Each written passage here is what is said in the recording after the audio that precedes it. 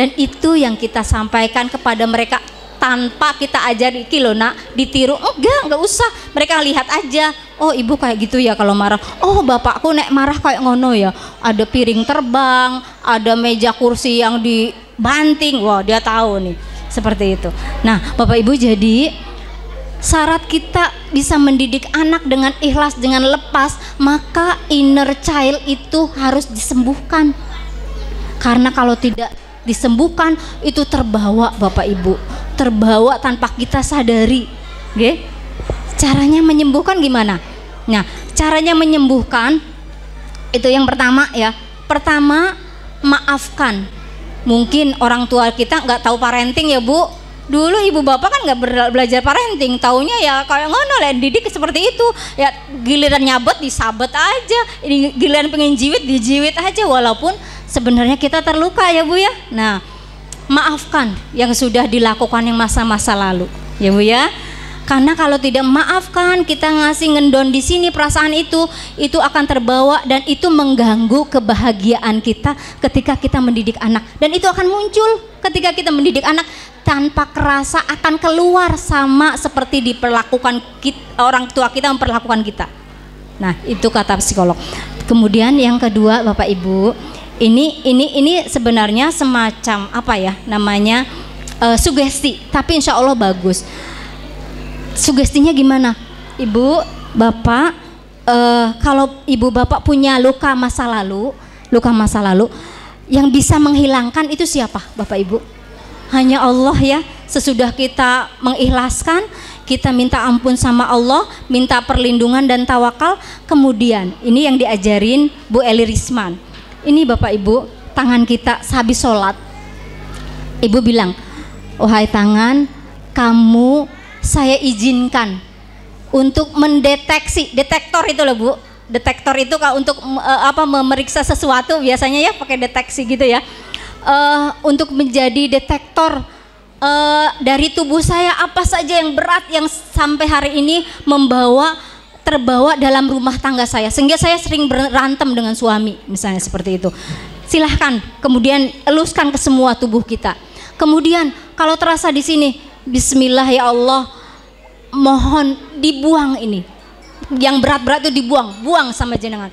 Saya buang semua kegalauan, kegelisahan, kemarahan pada orang tua saya. Ada di sini keluarkan, ada di sini keluarkan. Sambil berdoa sama Allah agar kita benar-benar plong, bahagia, happy, sudah tidak ada dendam, luka masa lalu pada orang tua kita atau siapapun yang pernah menyakiti kita. Tidak harus orang tua ya, bisa jadi Bu Dene, bisa jadi Pak De, Om, atau tetangga, siapa saja. Dan itu berbekas sampai sekarang, jenengan belum cerita pada siapa-siapa.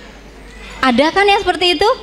Oke, bahkan pasangan kita tidak tahu mungkin, tapi kita menyimpan, dan itu sewaktu-waktu akan menjadi bom mengganggu kebahagiaan kita. Ini ya Bu ya.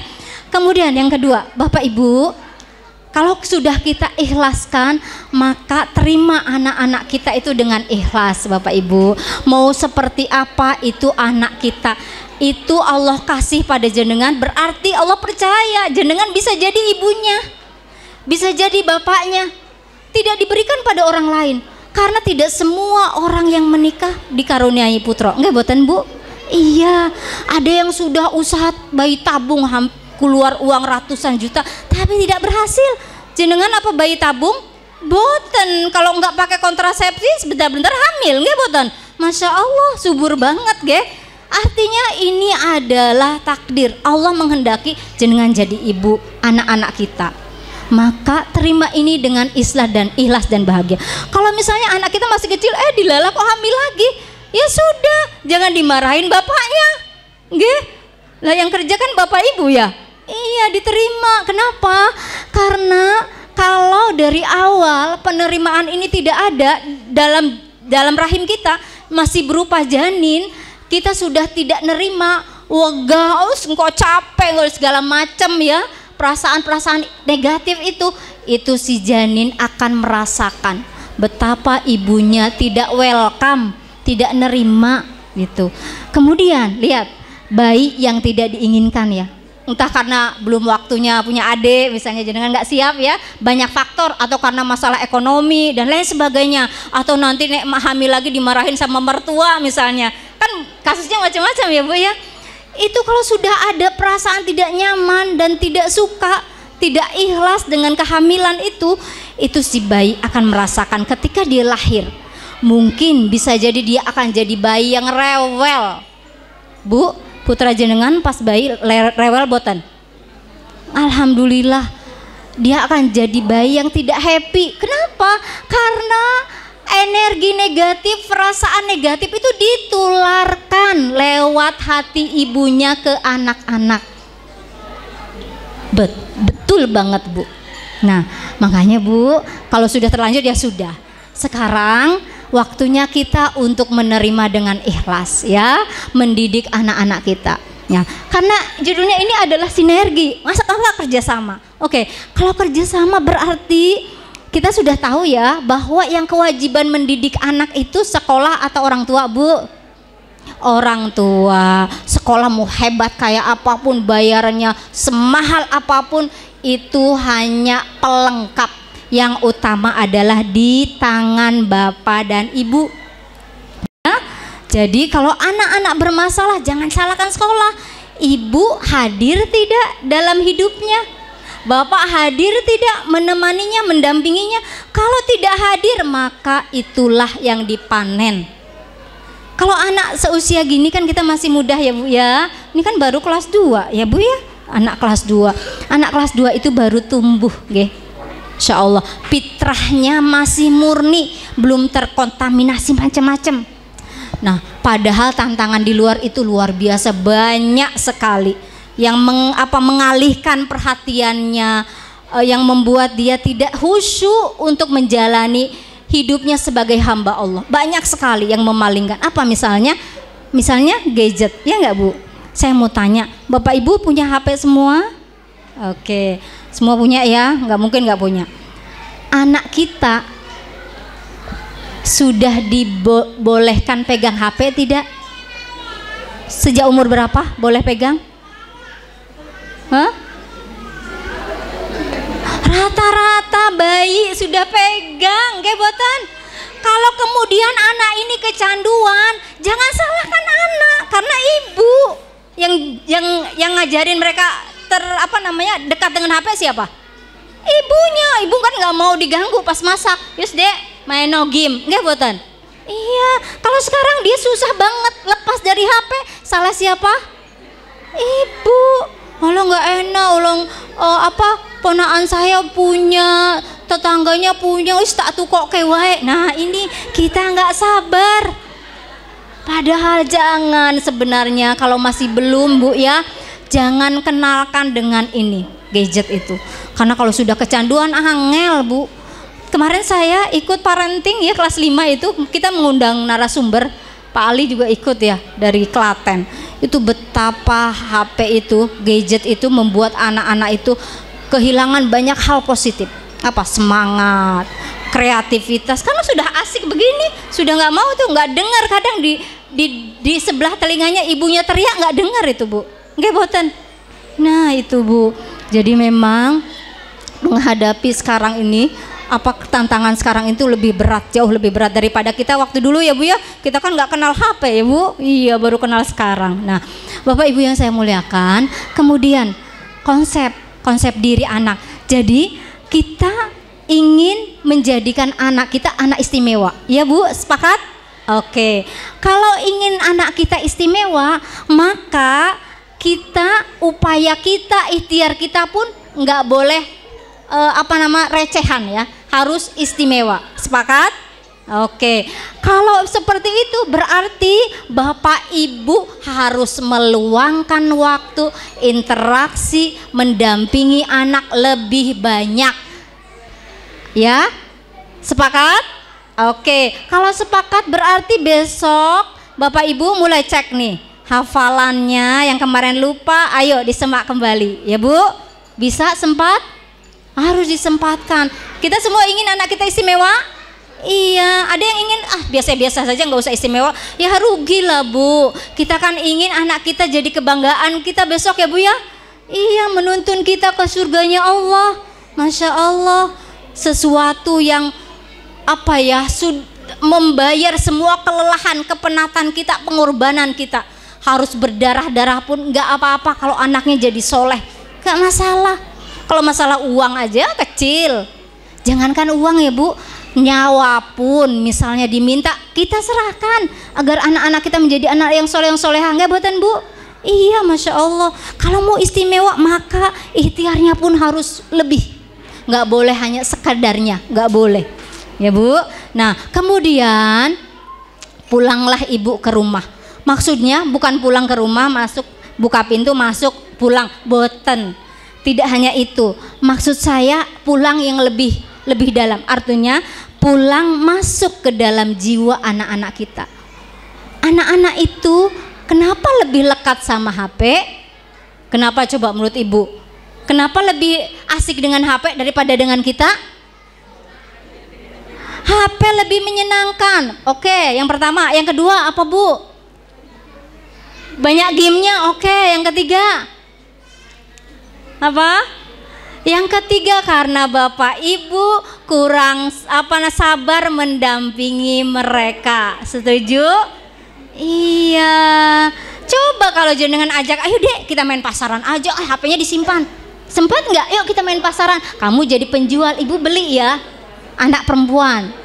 Kalau anak laki, ayo dek misalnya gambar, ayo dek kita mancing misalnya, why not? Kenapa enggak? Pokoknya kita masuk ke dalam dunianya sehingga dia nyaman. Oh asik, aku lebih asik main sama ibu, sama bapakku daripada main HP. Gitu toh. Tapi kan kita nggak sempat, ya enggak? Kita lebih sibuk mengupdate status, nggih? Kita lebih sibuk reuni, nggih? Iya, kumpul-kumpul sama teman seperti itu. Akhirnya anak hanya dapat sebagian waktu, sisa waktu yang sedikit. Kalau seperti itu ya susahlah kita jadikan anak kita istimewa, nggak bisa.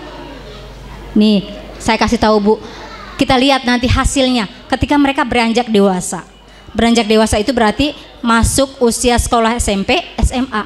Kita lihat apakah mereka dekat dengan kita, menjadikan kita sahabat. Misalnya, ibu apa deh, itu loh ada anak cowok tuh kok kayaknya seneng sama aku loh Bu, ini dia cerita dengan asiknya.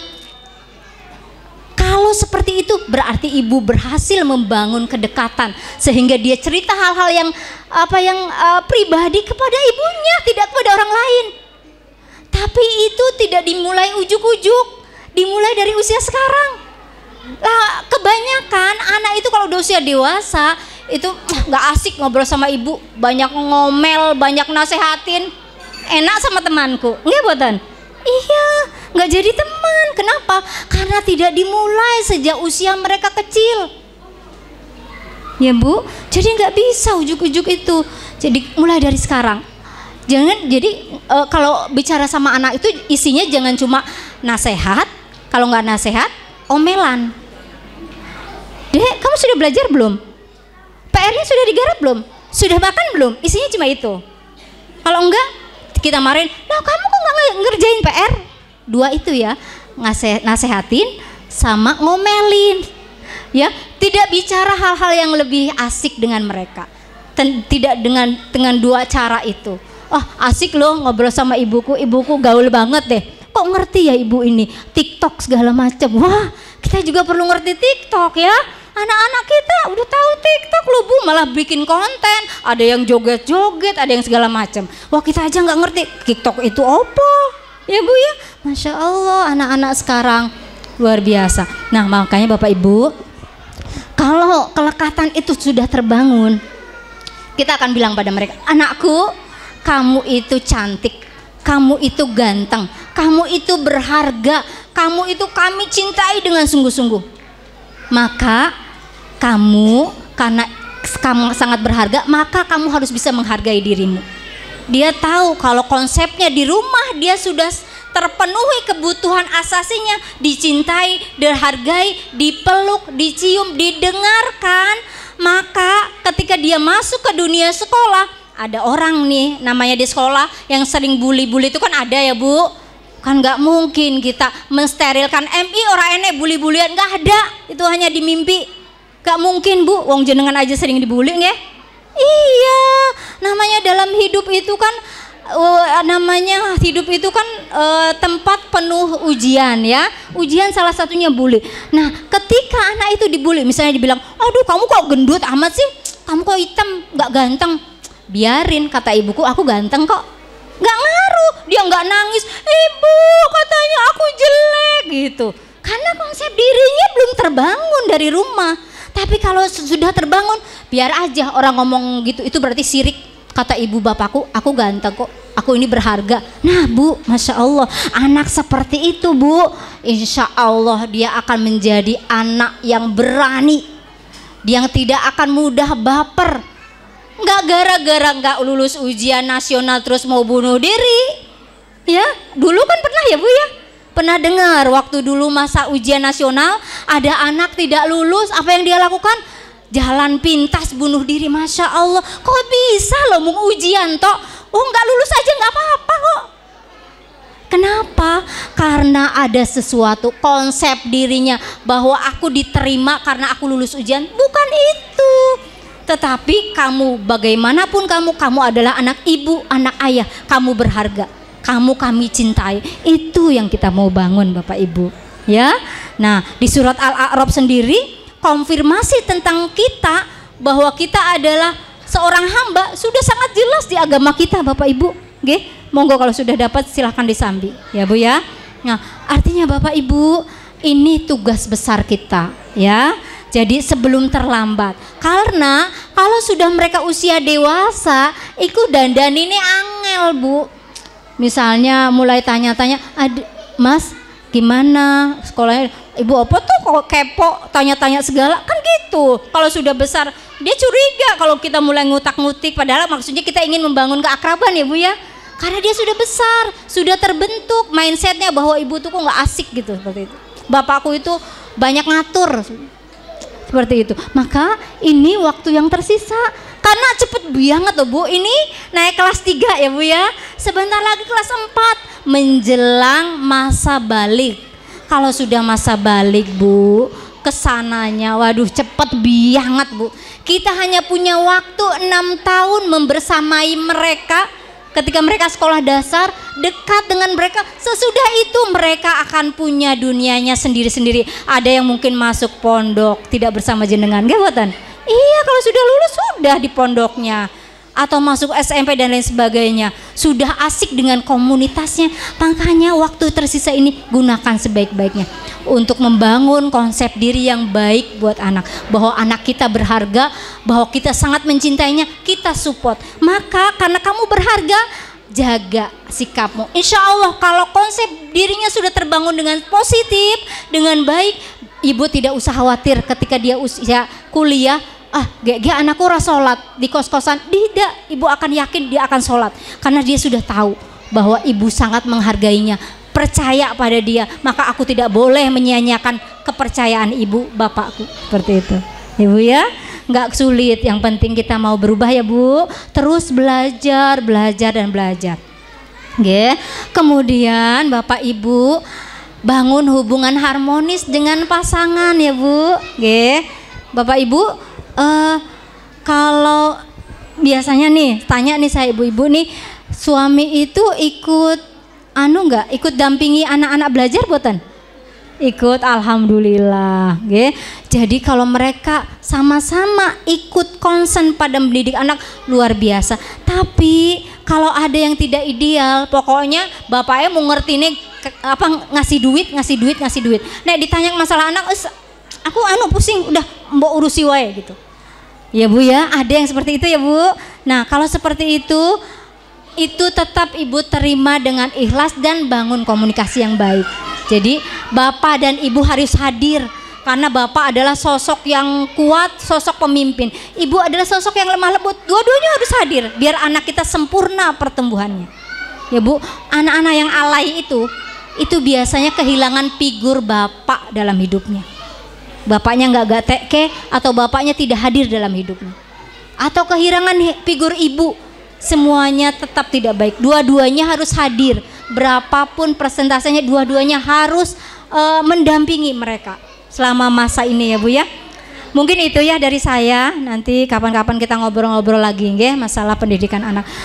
Kita berdoa semoga Allah selalu membimbing kita untuk menjadi orang tua yang sabar, orang tua yang soleh, sehingga bisa mensolehkan anak-anak kita ya Bu ya. Capaian tertinggi dalam hidup kita bukan anak kita lulus dalam perguruan tinggi yang terbaik, kemudian dapat jabatan yang sangat menjanjikan, yang basah gitu ya, duitnya banyak, bukan itu capaiannya. Tetapi ini harus dicamkan sama Bapak Ibu.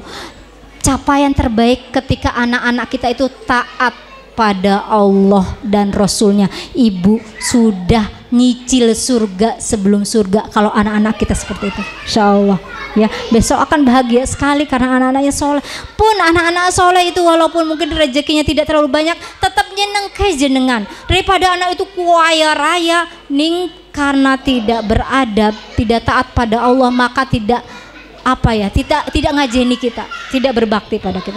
Mungkin ngasih duit aja, wis Bu berobat toh, tapi nggak mau tahu gimana ibunya, gimana bapaknya, seperti itu ya. Matur nuwun, mohon maaf atas salah dan kurangnya. Akhirul kalam, assalamualaikum warahmatullahi wabarakatuh.